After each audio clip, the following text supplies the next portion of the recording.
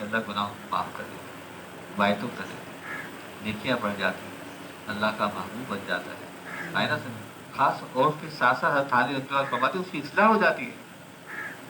اور بھائی ہم اصلاح کی پہلی بات میں عرض کر رہا تھا کہ بھائی دیکھو ہم سچے مسلمان تو یہی بنیں گے نا جب ہمارے دل سے مسلمانوں کی وہ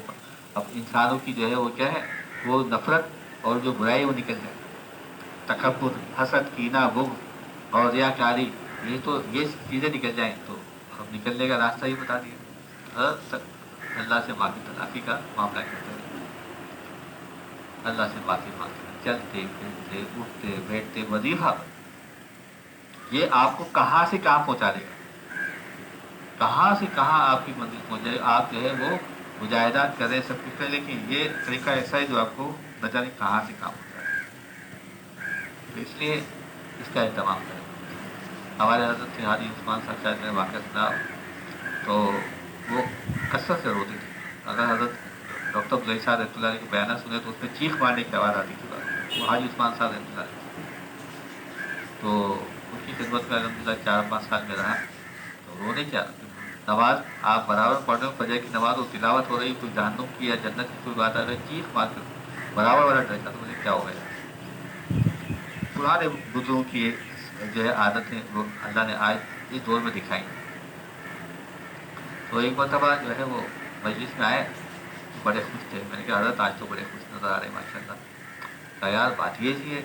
رات کو میں ایسے ہی جو ہے وہ اپنا یہ چیخیں مار رہا تھا، یہ حضرت کہتے ہیں میں نعرے لگا رہا تھا، یعنی استغفر اللہ یا اللہ معاف۔ تو میری بیوی مجھ سے کہنے لگی کہ ارے کیوں روتے ہو، کوئی روتے ہوئے کوئی مارتا ہے ہیں؟ کوئی روتی شکل کو مارتا ہے کوئی؟ بچہ اگر رو رہا ہو تو آپ ماریں گے اس کو اور چمٹائیں گے پیار کے؟ تو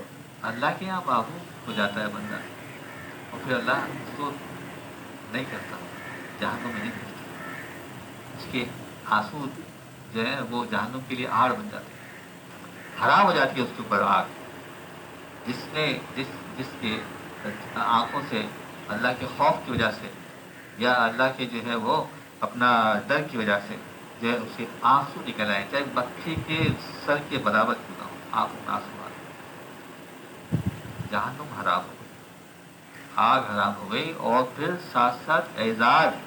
کے 7 قسم کے لوگ ہوں گے جو عرش کے سائے کے نیچے ہوں گے، اللہ اس ساتوں میں اس کو جو ہے وہ جو جمع فرمائے گا، جبکہ انبیاء علیہ السلام، صحابہ کرام، تابعین، تبع تابعین، اولیاء عرش کے نیچے ہوں گے، دسترخوان بچھا ہوا ہوگا، کرسیوں پہ بیٹھے ہوں گے، نظارہ کر رہے ہوں گے، سب لوگ پریشان ہیں، اور یہ بیٹھے ہوئے عرش کے نیچے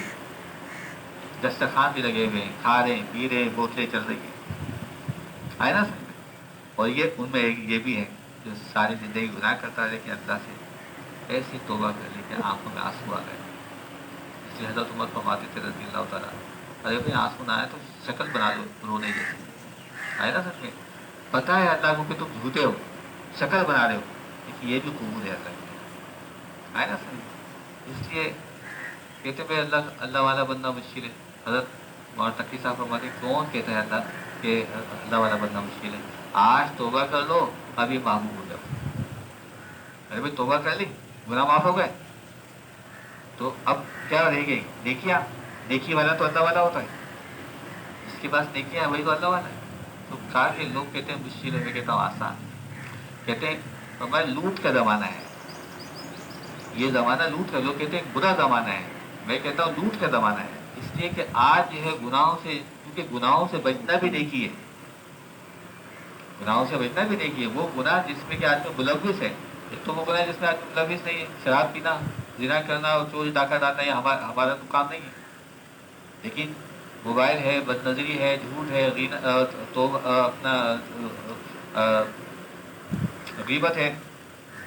اور اسی طرح جو ہے معاملات میں گڑبڑ ہے، گھر میں معاشرت میں گڑبڑ ہے، تو جن گناہوں میں آدمی ملوث ہے اس کو چھوڑنے کا ارادہ کرتے ہیں اللہ سے